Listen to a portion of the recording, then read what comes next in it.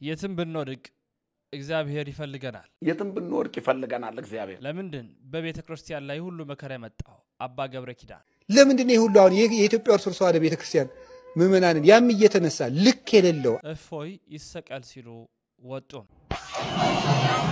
ኦርቶዶክስን አቃጥላለው ያለው ሙስሊም ኦርቶዶክስን ጨርሳለን በአላህ ፍቃድ ኦርቶዶክስን ጨርሳለን በአላህ ፍቃድ አላሁ አክበር የወጣቶች ፈተና ምንድነው ዲያቆን ዘላለም ታየ ወጣት ወንዶች ትልቁ ፈተናው ዝሙት ነው አዘጋጅና አቅራቢው ወንድማችሁ እኔ ልዑል ነኝ ይህ ደግሞ ሁሉ ጊዜ ከናንተ ደጅ የማይጠፋው በቀን ሁለት የምናቀርብበት ትርጓሜው ጨረቃ የተባለ ያሮስ ሚዲያ የናንተም የኛ ነው የተወዳጁ ቤተሰቦቻችን በዛሬ መረጃችን በስፋት የምንቃኘው የምንመለከተው ጉዳይ ነው መረጃው ለመላው ዓለም እንዲዳረስ ላይክ ሼር እንዲሁ ሰብስክራይብ ያደረጋችሁ ትብብራችሁንና አጋርነታችሁን ታሳዩን ዘንድ በትህትና እየጠየቅን በቀጥታ ወደ መረጃችን እናመራለን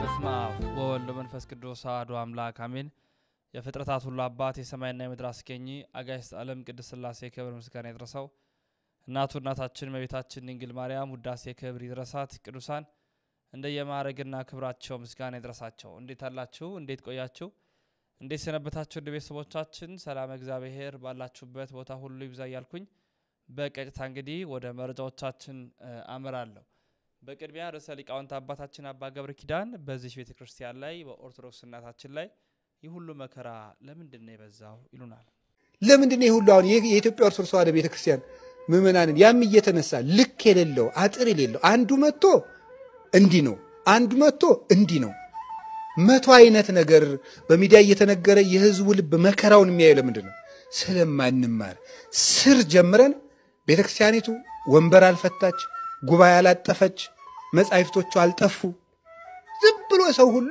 የየራሳቸውን መምር ያከማቻሉ አለ ቅዱስ ጳውሎስ የየራሳቸውን መምር ያከማቻል እኔ በነገርሽ ላይ እገሌ የሚባሉት መምር በጣም ይመቹኛል እገሌ የሚባሉ ደግሞ ብዙ ደስ አይሉኝም ደስ ስላላችሁና ስላላላችሁ ነው እንዴ ጉዳዩ ነገሩ እውነት ነው ወይ ነው አሁን በዚህ ዘመን እየበዛ ነው ጌታችን ኢየሱስ ክርስቶስ ይሄንን እንትን ርግብን ማን በግን አስወጣው አይደል ጅላጅልነት ማለት እንደሚባል ያገራችን ሰው እኮ አጥብቆ ሞኝነት ለበግም አልበጃት 12ቱና አንድ ነብር ፈጃት ይላል በግነት ጅልነት ማለት ነው ጅል ዝም ብሎ የማያውቅ ይሄ አነብ ምን አይል አንድ ጥቅስ ከቤተ ክርስቲያን 100 ቃል እግዚአብሔር እያለ መናፍቃን አንድ ጥቅስ ሚዲያ ላይ የወረውሩ ጊዜ ብሎ ላቡ ጠብጠብልን እዚህ አትማሩ መጀመሪያ እና እንደው ይሄን በሬነት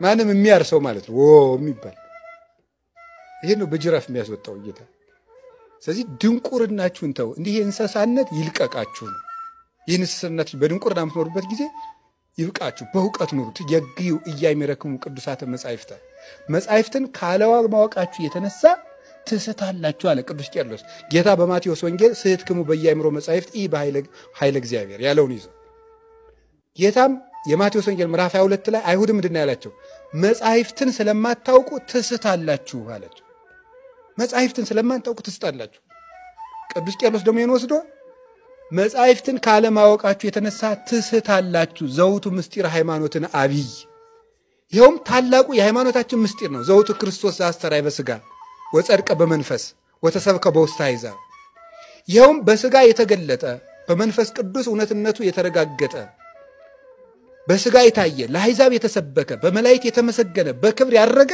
ክርስቶስ ነው ይላል ድርሳነ ቄርሎስ ድርሳን 8 ላይ መጻሕፍትን ካለማወቃችሁ የተነሳ እምነትን ትስታላችሁ ሃይማኖትን ትስታላችሁ መጻሕፍትን ባለማወቃችሁ ትስታላችሁ ዘውቱ ምስጢር ሃይማኖትን አብይ እምትስቱትን ከሌላ አይደለም ታላቁን የእምነታችን ምስጢር ነው እምነት ያልኩትም ሌላ አይደለም ዘውቱ ክርስቶስ አስተራይ በስጋ የተገለጠው ክርስቶስ ነው ይላል ከክርስቶስ መንገድ ሰው የሚወጣው መጽሐፍ ቅዱስን ባለማወቅ ያወቀ ይመስለዋል እንጂ ርዕሰ ሊቃውንት አባታችን አባ ገብረ ኪዳን ቃለ ሕይወትን ያሰማልን እጅግ ደስ በሚያሰኝ ሁኔታ ሰፋ አድርገው ተንትነው አስተምረውናል መምህር ጳውሎስ ምን ይሉናል የትም ብንወድቅ ይፈልገናል እግዚአብሔር አንዳንድ ሰዎች ኑሮ ስላጎሳቆላቸው እግዚአብሔር የረሳቸው ይመስላቸዋል።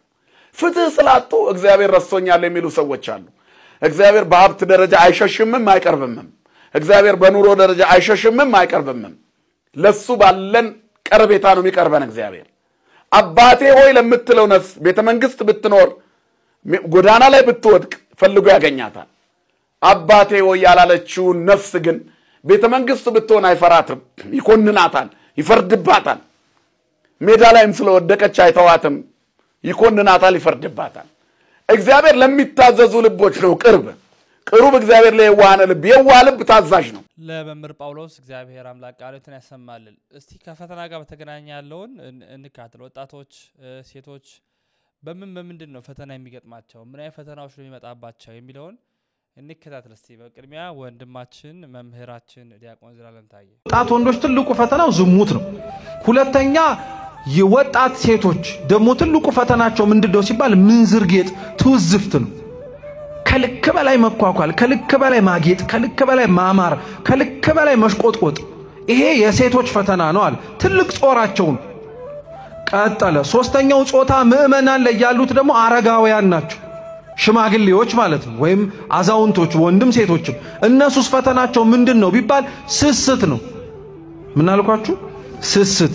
ምክንያቱም እድሜያቸው ስለገፋ ገንዘብ ይወዳሉ። ደሞ አደራችሁን እዚህ ውስጥ ያላችሁ ሽማግሌና አሮጊቶችን ለመንካት አይደለም፣ ግን እውነት የአባቶቻችን ትምህርት እሱ ስለሆነ ነው። ስላረጁ የሚጦራቸው የለም። ጧሬ ምን ነው የሚሉት? ገንዘቤ ነው፣ በእሱ አትምጣ ነው የሚሉት። አራተኞቹ ጾታ ምእመን ላይ ያሉት እኛ የምንፈልጋቸው ማንን መሰላችሁ?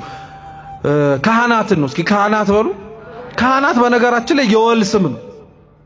ካህን የተባለ ሰው በሙሉ ሲመት ወይም ስልጣን ተሰጥቶት በቤተ መቅደስ አገልግሎት ላይ የሚመላለስ ብቻ አይደለም። እሱ አንደኛው የካህን መገለጫ ወይም የካህን ስም ትርጉም ነው። ካህን የሚባለው ግን በወል ስም መጠሪያው ሲተረጎም አገልጋይ ማለት ነው። እስኪ አገልጋይ በሉ። የአገልጋዮች እግዚአብሔርን የሚከተሉት ሰዎች በሙሉ በሚባል ደረጃ ትልቁ ፈተናቸው ትዕቢት ነው። ለካህናት ቢሆን ስልጣናቸው ሰማያዊ ረቂቅ ነው ብለው ይኮፈሱበታልና ይላሉ። አገልጋዮች ቢሆኑ ደግሞ የሚመኩበትና የሚኮፈሱበት የሚያምኑትን እግዚአብሔርን ነው። እውነት እግዚአብሔርን ያመነው ሰው ግን የሚኮፈስ ይመስላችኋል? እውነት እግዚአብሔርን የሚታመንበት ሰው በትዕቢት መንፈስ የሚያመልከው ይመስላችኋል? በፍጹም አይደለም። አባቶቻችን ለዚህ ማሳያ ናቸው። ለመምህራችን ዲያቆን ዘላለም እግዚአብሔር አምላክ ቃለ ሕይወትን ያሰማልን። በቤተ ክርስቲያናችን ላይ ደግሞ ስለመጣው ፈተና እስኪ በጥቂት ላስደምጣችሁ። ሁለት ነገሮችን ነው ማሳያችሁ ለቪዲዮችን ነው። የመጀመሪያው እፎይ ይሰቀል የሚለውንም አሳያችኋለሁ። ሁለተኛ ደግሞ ቤተ ክርስቲያን ላይ ትቃጠል እናቃጥላለን የሚሉትን ቪዲዮች አካትዬ ላሳያችሁ።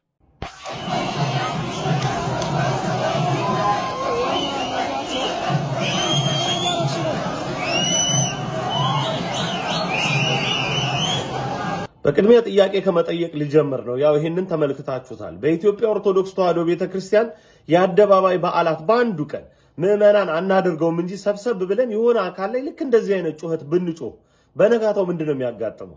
አረ ተውት። በነጋታው በእለቱ እዛው ዙሪያ የሚኖሩ የጸጥታ አካላት ምን የሚያደርጉ ይመስላችኋል? ይህንን ነው ግልጽ መበደል ነው።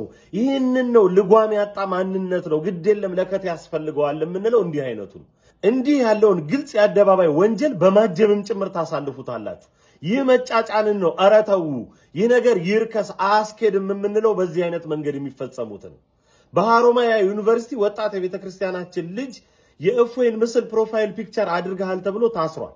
መታሰሩ አይገርምም። ዩኒቨርሲቲውም ሊያባረረው እየሰራ ነው ያለ። ሐሮማያ ዩኒቨርሲቲ ሰምተናል። ለቤተክርስቲያን የምትመቸው ኢትዮጵያ ይቺ ናት። ዛሬም እፎይ ነኝ። ኦርቶዶክስን ጨርሳለን በአላህ ፍቃድ። ኦርቶዶክስን ጨርሳለን በአላህ ፍቃድ። አላሁ አክበር። ጂሃድና ውጅበት። አላሁ አክበር።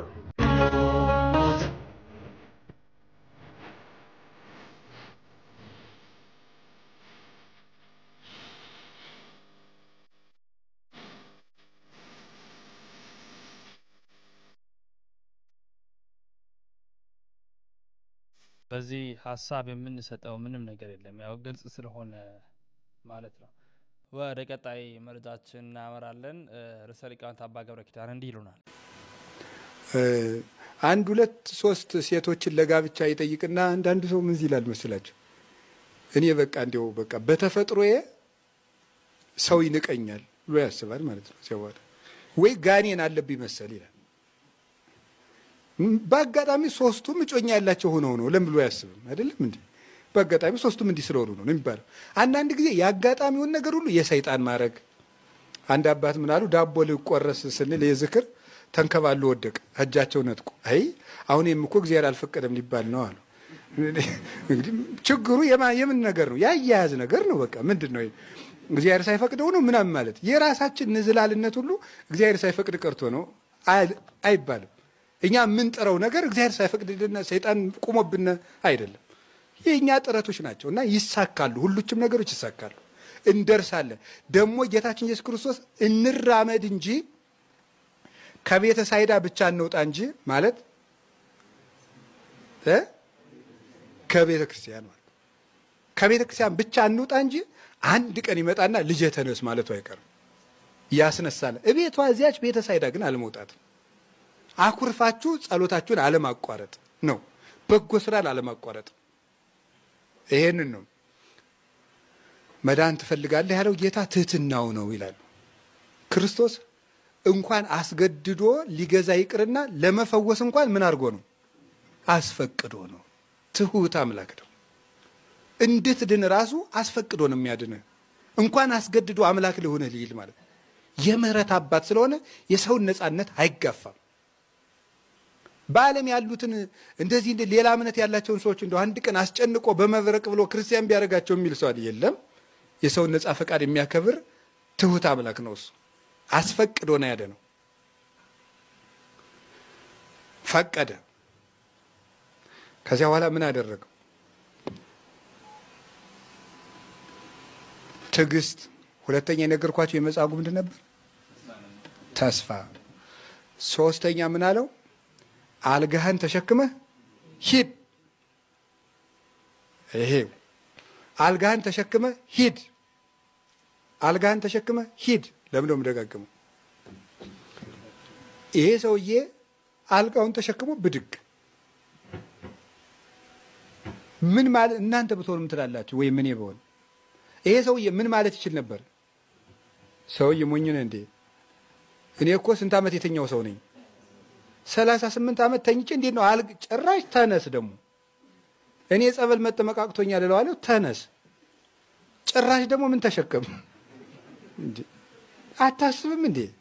38 ዓመት የተኛ ሰው እንዴት ነው የሚነሳው? እንዴት ነው አልጋ የሚሸከመው ማለት ይችላል። ይሄው ሳይንስ እምነት ውስጥ እየገባች የምትበጠብጠው እንዲያረች ነው ማለት ነው። እምነት ይሄው የሳይንስ የእውቀት ምንጩ ምልከታ ኦብዘርቬሽን ነው። አይቶ ነው የሚወስነው። ክርስትና ግን ከምልከታ ውጭ ነው። በዚህ ብንወስን ሙሉ 8 ዓመት የተኛ ሰው ቁሞ ይሄዳል? አይሄድም። ጭራሽ አልጋ ይሸከማል? አይሸከምም። የማይሆን ነገር ነው። አዎ እምነት ማለት በእኛ ስምምነት፣ በእኛ እውቀት፣ በእኛ ድምዳሜ አይሆኑም የተባሉ ነገሮችን እንደሚሆኑ የሚያስረግጥ ዋስትና ነው እምነት ማለት። ከዚህ በላይ ሳይንስ ያየውን እያየ ይወስናል። ለምሳሌ ሰው ሁሉ እንደያየ ይወስናል። ለምሳሌ ሰው ሁሉ ምንድነው? ሟች ነው። ሳይንስ ነው እንግዲህ አይደለ? ማን ኢዝ ሞርታል? በቃ ቆይ ግን ሰው ሁሉ ሟች ነው ያለ ሳይንስ እኮ ሰው ሁሉ ሲሞት አይቶ ነው አይደለ? አይደለም ነው የሆነ ጊዜ መሞት ብናቆምስ? ከዛ ሳይንስ ምን ይላል? አርጊውመንቱ ምን ይላል? ሰው ሟችም የሚሞትም ሊሆን ይችላል ይላል ማለት ነው። ኦብዘርቬሽን ነው። መረጃ ተሰብስቦ ነው። ለዚያ እኮ ነው ሪሰርች የመጣው። ሰርችንግ መፈለግ ነው። እንደገና ነው። አሁንም እንደገና ፕሩፍ የሚደረግ ነው። እንደገና ፈልግ ነው እኮ ነገሩ። እንደገና ስትፈልግ እያረጋገጥክ መረጃ ተሰበስብ የምትኖርበት ህይወት ነው። አሁን እምነት እያወጋን ያለ ነው። እኛ ስለምንድን ነው? አቤት ስለምን ስለምነት ነው አይደል የምናወጋው? አዎ ስለ እምነት ስናወጋው መጀመሪያ ይሄንን ዓለም ያስገኘ ለሱ አስገኝ የሌለው አንቀሳቃሽ የሌለው ሁሉን የሚያንቀሳቅስ አንድ ፓወር አለ ብሎ ማመን ነው። አምኗል። ይሄን ሳይንሱ ካመንክ ደግሞ ያ ኃይል ሁሉን የሚችል ነው ብለህ ማመን አለብህ። ያ ኃይል ሁሉን የሚችል ነው ብለህ ሲያበቃ የለም ከደሜ ጋር አይሄድም ካልክ ፋላሲ ይሆናል ማለት ነው። ነገሩ ሎጂኩን በሎጂክ በራሱ ሎጂክ አፈረሰው ነው። ፈጣሪ የሚባለው ሁሉን ቻይ ከሆነ ይሄኛው ከዚህ ጋር አይሄድም ካልክ ሁሉን ቻይነቱን መልሰህ ተቃወምክ ማለት ነው። ስለዚህ የሚፈርስ ምንድነው ሳይንስ መሆኑ ነው። አመክንዮውን መልሶ ያፈርሰዋል ማለት ሳይንስ በራሱ ይፈርሳል ማለት እንደዚያ ከሆነ ሁሉን ቻይ ከሆነ አንተ ከምታስበው በላይ የሚሰራ ነው እግዚአብሔር። እውነት አሰል አሁን ለምሳሌ አፈር ላይን መድኃኒት ነው ጸር ነው። ክርስቶስ እውሩን ሰው እየፈወሰው በምንድን ነው? ይሄ ነገር አይጣላም። አይኔን እየቆረቆረኝ ስትል ቆይ አፈር ልክተትበት ብልህ ምንድን ነው የምትለው? ኧረ ስነ ስርዓት ያዝ ሰውዬ ሊጨርሰኝ ነው እንዴ ይባላል ማለት ነው። ይኸው ሃይማኖት እኛ በለመድነው ዕውቀት የሚሰራ አይደለም ነው። ከዚህ ውጭ ነው። ጥንቱንስ እንግዲህ ለምን ሃይማኖት ከሆነ እንደዚያማ ከሆነ እኛ ስልተን ከጨረስነው ወይ ሂሳብ ነው ወይ ፊዚክስ ነው ወይ ቀመር ነው። ሃይማኖት አይደለም። ሃይማኖት ማለት ከአይምሮ በላይ የሆነ ነው። በፍለጋ የማይገኝ ነው። በእምነት የሚቀበሉት ነው። ሃይማኖት ጥይቅቴቲ ለዘይ ሲፋ ሃይማኖት ተስፋ የምናደርገውን ነገር የሚያስረግጥ ነው ብሏል ቅዱስ ጳውሎስ ዕብራውያን 11 ቁጥር 7 ላይ የማናየውን ነገር የምናይበት ነው ሃይማኖት።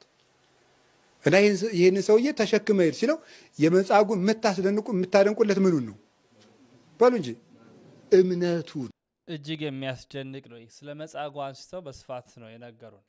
በጣም የምወደውና የወደድኩትን ደግሞ ሁላችንም እግዚአብሔር ከዚህ ወጥመድ እንዲጠብቀና ሰይጣን እንዴት በካህናት ሰበብ ከቤተ ክርስቲያን እንደሚያርቀን ዲያቆን ሄኖክ ኃይሌ ያስተላልፈውን መልእክትን ካለ ሰይጣን ያንተን ነፍስ ማበላሸት ሲፈልግ ካህናት እንድትጠላ በማድረግ ነው የሚጀምረው። እኔ እንደው ለአይምሮ የሚከብድ አንድ ታሪክ ልነግራችሁ ነው። አንድ ሰው በጣም ባለጸጋ ነው፣ ብዙ ሀብት አለው እና ይህ ሰው ንስሐ አባት ይሁኑኝ ይልና ወደ አንድ አባት ይሄዳል። እኛ አባት ጋር ሄድና የንስሐ አባት ሁኑኝ ይላቸዋል። እሺ ይሉታል። በአጋጣሚ ይህ ካህን ፍቅረ ነዋይ ያለባቸው ወይም የገንዘብ ፍቅር ያለባቸው ነበሩ እና መቼስ ካህን ሆኖ የገንዘብ ፍቅር ያለበት ሊኖር ይችላል አይችልም? ይችላል። ከመጀመሪያዎቹ ካህናት ከ12 ሐዋርያት መካከል ጌታውን አሳልፎ የሸጠው ይሁዳ ምን ስለሚወድ ነበረ? ገንዘብ ስለሚወድ፣ ሌባ ስለነበረ ነው ይላል ዮሐንስ ወንጌል። በጣም ይገርማል። እኔ በእውነት ይሁዳ ሌባ ነበረ። ክርስቶስ ይሁዳ ሌባ መሆኑን ያውቃል አያውቅ? እያወቀ ለምን ገንዘብ ያዥ ያደረገው? ክርስቶስ ለምንድን ነው ሌባ እንደሆነ እያወቀ ይሁዳን ገንዘብ ያዥ ያደረገው? ለምንድን ነው? ቤተ ክርስቲያን ሙዳየ ምጽዋቷን የሚዘርፉ ሰዎች ሁሌ እንደሚያሰቃዩት እንድናውቅ ነው። ክርስቶስ እያለም ሌባ ነበረ፣ አሁንም ሌባ አለ የለም?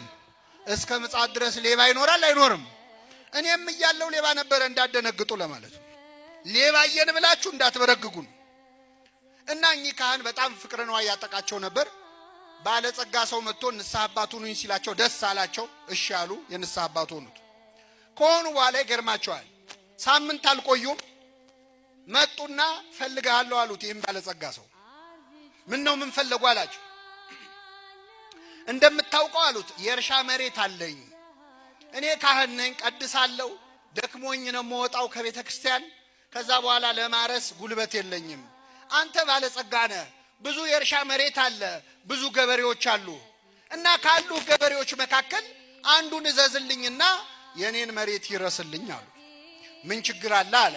ለካህን መሬት ማሳረስ ትልቅ ነገር ነው አይደለም? መጽሐፍ ቅዱስ ላይ እኮ ቤት ገዝቶ የሰጠ ሰው አለ፣ ሚካ የተባለ ሰው። መጽሐፈ መሳፍንት ላይ ለካህን ምንም ይደረጋል፣ ችግር የለውም አለ። ገበሬ መደበላቸው፣ ጥሩ ብርቱ መሬት። ይህ ገበሬ እሱን መሬት ሲያርስ ደህና ገበሬ ስለነበር ደህና አድርጎ ሲቆፍር የሆነ የተቀበረ ነገር አገኘ። ከዛ ከፍቶ ሲያየው በድስት ሙሉ ወርቅ ነው የተቀበረው። በጣም ደነገጠ። ከዛ ወርቁን ወዲያውኑ ቀበረውና ባለጸጋው ጋር አለቃው ጋር ሄዶ እረ የንስሐ አባት መሬት ላይ እኮ የተቀበረ ወርቅ አገኘዋል። ባለጸጋው ምን አለ? ምን አረከው አለው። ቀበርኩት አለ። ጥሩ አድርገሃል።